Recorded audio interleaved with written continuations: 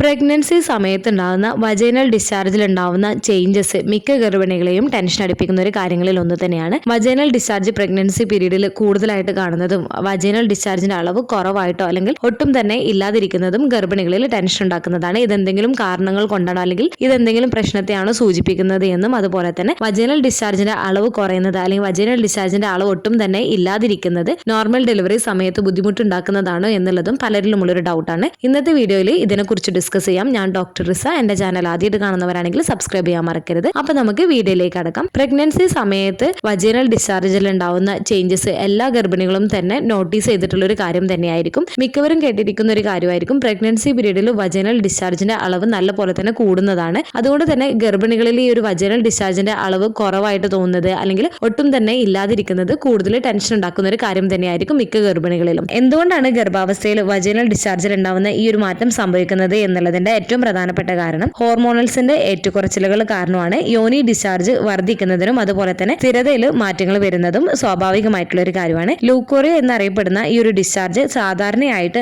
നേർത്തതും milky white കളറിലുള്ളതുമായിരിക്കും. ഈ ഒരു discharge vagina എപ്പോഴും ക്ലീൻ ആയിട്ട് ഇരിക്കുന്നതിന് വേണ്ടിയിട്ടും അണുബാധയിൽ നിന്ന് തടയുന്നതിനും സഹായിക്കുകയും ചെയ്യുന്നതാണ്. ഗർഭാവസ്ഥയിൽ വജൈനൽ ഡിസ്ചാർജ് ചില ഗർഭിണികൾക്ക് കൂടുതലായിട്ട് കാണാവുന്നതാണ്. എന്നാൽ മറ്റു ചിലർക്ക് വജൈനൽ ഡിസ്ചാർജ് ഒട്ടും തന്നെ ഇല്ലാതെയോ അല്ലെങ്കിൽ വജൈനൽ ഡിസ്ചാർജിന്റെ അളവ് കുറവായിട്ടും കാണുന്നതും നോർമൽ ആയിട്ടുള്ള ഒരു കാര്യമാണ്. ഇതിൽ നിങ്ങൾ ടെൻഷൻ ആവേണ്ട കാര്യമില്ല. എന്നാൽ വജൈനൽ ഡിസ്ചാർജ് കൂടുതലുള്ള അവസ്ഥയിൽ നിങ്ങൾക്ക് വജൈനൽ ഡിസ്ചാർജിനോടൊപ്പം നിങ്ങൾക്ക് വജൈനൽ ഭാഗത്ത് നിങ്ങൾക്ക് കൂടുതൽ ചൊറിച്ചിൽ അനുഭവപ്പെടുന്നുണ്ട്, ബേണിംഗ് സെൻസേഷൻ ഉണ്ട്, വജൈനൽ ഡിസ്ചാർജിന്റെ കളറിൽ മാറ്റമുണ്ട്, അതായത് യെല്ലോ കളർ അല്ലെങ്കിൽ ഗ്രീൻ കളർ പോലെയുള്ള മാറ്റമുണ്ട്, അതോടൊപ്പം തന്നെ ബാഡ് ആയിട്ടുള്ള സ്മെല്ലൊക്കെ ഉണ്ട് എന്നുണ്ടെങ്കിൽ വജൈനൽ ഇൻഫെക്ഷൻ കൊണ്ടാണ്. അതുകൊണ്ട് തന്നെ നിങ്ങൾ ഇങ്ങനെ കണ്ടു കഴിഞ്ഞാൽ നിങ്ങൾ ഡോക്ടറെ കാണിക്കുകയും ചെയ്യേണ്ടതാണ്. അടുത്തത് വജൈനൽ ഡിസ്ചാർജിന്റെ കുറവ് അല്ലെങ്കിൽ വജൈനൽ ഡിസ്ചാർജ് ഒട്ടും തന്നെ ഇല്ലാതിരിക്കുന്നതും ഹോർമോണൽസിന്റെ വ്യതിയാനം കൊണ്ട് തന്നെയാണ്. അതുപോലെ തന്നെ നിർജ്ജലീകരണം ഉണ്ട് എന്നുണ്ടെങ്കിലും ചില മെഡിസിൻസ് ഒക്കെ കഴിക്കുന്നത് കാരണവും വജൈനൽ ഡിസ്ചാർജിന്റെ അളവിൽ ചിലപ്പോൾ കുറവായിട്ടോ അല്ലെങ്കിൽ ഒട്ടും തന്നെ ഇല്ലാതിരിക്കുന്നതിനും ഡ്രൈ ആയിട്ടൊക്കെ ഇരിക്കുന്നതിനൊക്കെ കാരണമായേക്കാം. എന്നാൽ ഇതും ഒരു പ്രശ്നത്തിന്റെ സാധ്യതയെ സൂചിപ്പിക്കുന്നതല്ല. നോർമൽ ആയിട്ട് മിക്ക ഗർഭിണികളിലും കാണുന്നത് തന്നെയാണ്.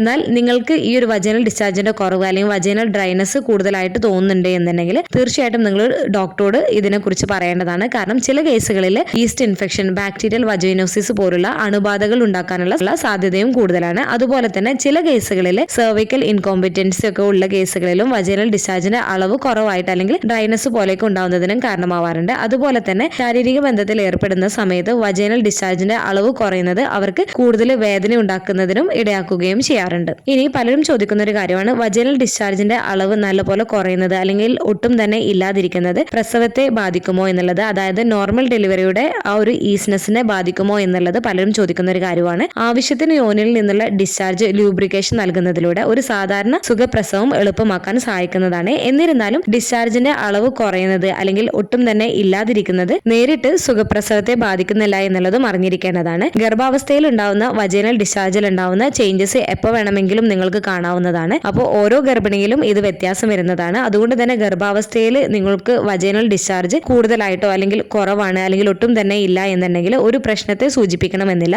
എന്നാൽ ഗർഭാവസ്ഥയെ ബാധിക്കുന്ന എന്തെങ്കിലും അണുബാധകളോ അല്ലെങ്കിൽ പ്രശ്നങ്ങളോ ഒഴിവാക്കേണ്ടതും അത്യാവശ്യമായതിനാൽ ഇതിനെക്കുറിച്ച് നിങ്ങൾക്ക് എന്തെങ്കിലും ഡൗട്ട് ഉണ്ട് എന്നുണ്ടെങ്കിൽ തീർച്ചയായിട്ടും നിങ്ങൾ ഡോക്ടറോട് പറയുകയും ചെയ്യേണ്ടതാണ്. അതോടൊപ്പം ഹെൽത്തി ആയിട്ടുള്ള ഭക്ഷണം കഴിക്കാൻ വേണ്ടിയിട്ട് ശ്രദ്ധിക്കുക, ധാരാളം വെള്ളം കുടിക്കാൻ വേണ്ടിയിട്ട് ശ്രദ്ധിക്കുക, വജൈനൽ ഏരിയ എപ്പോഴും ക്ലീൻ ആയിട്ട് ഇരിക്കുന്നതിന് വേണ്ടിയിട്ട് ശ്രദ്ധിക്കേണ്ടതാണ്. നല്ല വെള്ളം ഉപയോഗിച്ചിട്ട് അല്ലെങ്കിൽ ഇളം ചൂടുവെള്ളം ഉപയോഗിച്ചിട്ട് കഴുകുന്നതിന് വേണ്ടിയിട്ട് ശ്രദ്ധിക്കുക. കഴുകിയതിനു ശേഷം കോട്ടൺ തുണി ഉപയോഗിച്ചിട്ട് ആ ഒരു ഏരിയ ഡ്രൈ ആക്കിയിട്ട് വെക്കുന്നതിന് വേണ്ടിയിട്ട് ശ്രദ്ധിക്കേണ്ടതാണ്. പാൻറ്റീസ് നനവൊക്കെ തോന്നിയിട്ടുണ്ട് എന്നുണ്ടെങ്കിൽ അത് ചേഞ്ച് ചെയ്യുന്നതിന് വേണ്ടിയിട്ടും കോട്ടൺ തരത്തിലുള്ള പാൻറ്റീസ് യൂസ് ചെയ്യുന്നതിന് വേണ്ടിയിട്ടും നിങ്ങൾ ശ്രദ്ധിക്കേണ്ടതാണ്. അപ്പോൾ പ്രഗ്നൻസി സമയത്ത് ഉണ്ടാവുന്ന ഈ ഒരു വജൈനൽ ഡിസ്ചാർജിൽ ഉണ്ടാവുന്ന ചേഞ്ചസ് സാധാരണയാണോ, എപ്പോഴാണ് നമ്മൾ ഡോക്ടറെ കാണിക്കേണ്ടത് എന്നതിനെ കുറിച്ചാണ് ഇന്നത്തെ വീഡിയോ ഡിസ്കസ് ചെയ്തിട്ടുള്ളത്. ഈ ഒരു വീഡിയോ നിങ്ങൾക്ക് യൂസ്ഫുൾ ആയിട്ട് തോന്നിയിട്ടുണ്ടെങ്കിൽ മറ്റുള്ളവർക്കും കൂടെ ഷെയർ ചെയ്ത് കൊടുക്കുക. എന്തെങ്കിലും ഡൗട്ടുകൾ ഉണ്ടെങ്കിൽ കമന്റ് ആയിട്ട് ചോദിക്കാവുന്നതാണ്. അടുത്തൊരു വീഡിയോയിൽ കാണുന്നത് വരെ ബൈ.